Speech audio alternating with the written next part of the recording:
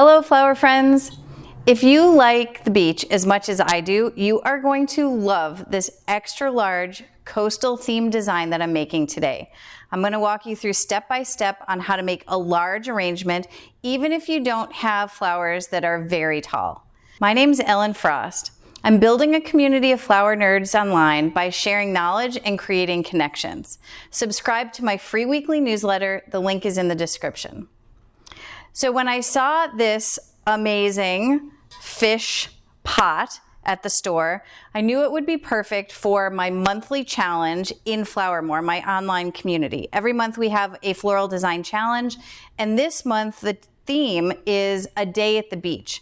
So I was first thinking bright colors and colorful umbrellas, but when I saw this fish, I knew that he had to be part of it. So the first thing I want to do is I want to create a false bottom inside my vase. So all that means is that the stems are not going to go all the way to the bottom. So what I'm going to do is basically prop up my vase inside of here.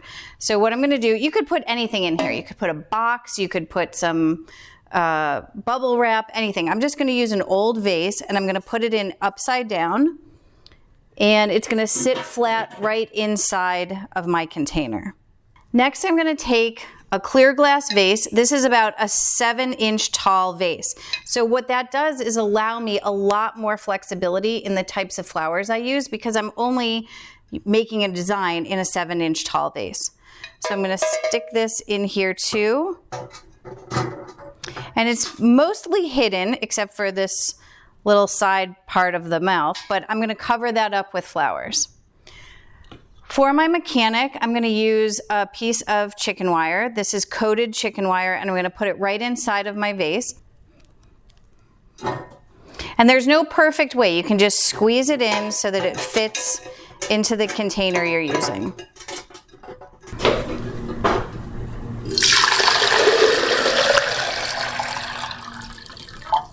So for my color palette today, I'm using a lot of neutrals and a lot of things that I think of at the beach that are on the edge of the sand where things are growing.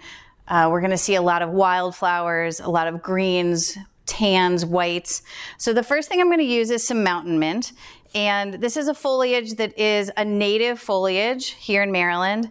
And it smells awesome, so it does bring a lot of fragrance to your design. And I'm going to keep it pretty short because I'm going to really use it to cover up my mechanics and create a base for my other flowers. All right, so this is just my little bit of a base. The next thing I'm going to put in are a couple of crepe myrtles. I feel like everybody has a crepe myrtle in their yard or in their neighborhood. And crepe myrtle is great because you can use it in its bud form or with the flowers or with its berries, which I'll show you in the next piece that I use. So this is really branchy. I'm going to trim it down a bit so that I get a couple of pieces off of it. And as I put it in, I want to make sure that my stems are nice and clean. I don't want to have any leaves or anything that's going to dirty the water. These are some of the berries that I'm going to be using here.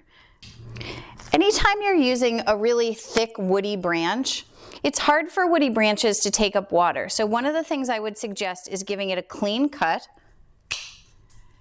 and then doing what I call an X cut up into the stem. So that means cutting straight into the stem in 2 spots, so that you can really open up the stem and let that take up water.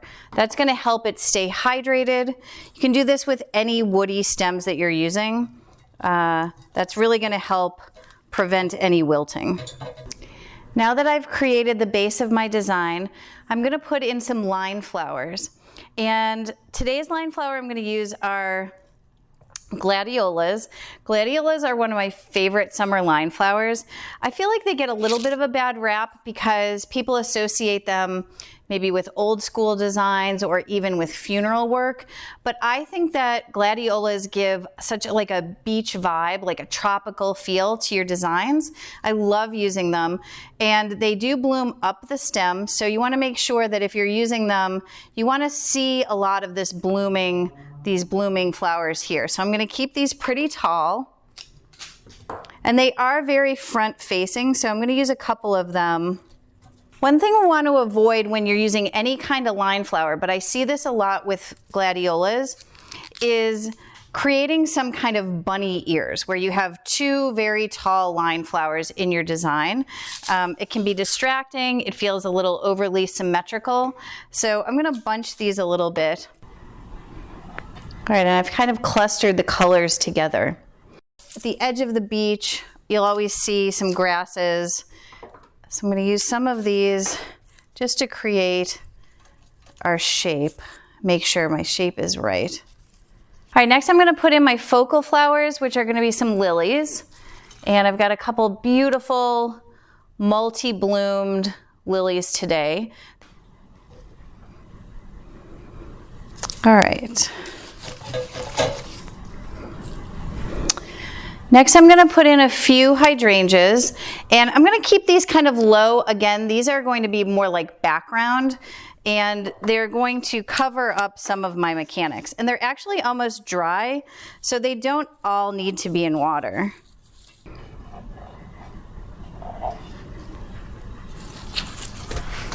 Hydrangeas are notorious for wilting, so I actually prefer to use them dry. It's a lot less stressful. All right, I'm going to add a little bit of this purple millet. Again, this also feels like very beachy to me, like grasses, and a lot of the time you'll see millet growing near the dunes at a lot of the coastal spots. Again, this millet is very hardy. It does not need to go in water, so if you want to keep that out of water in case your vase feels too crowded, that's fine. It's going to dry just like it looks right now.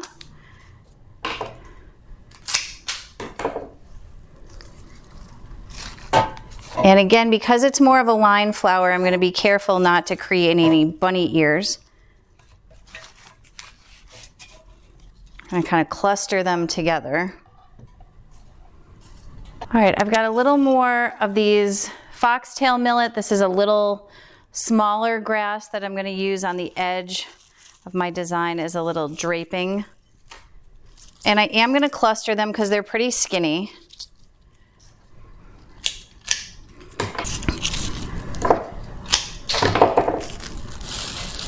I'm going to add a little bit of this Queen Anne's lace. Again, if you've ever been to like a New England beach, I feel like you'll always see these along the trails to the beach.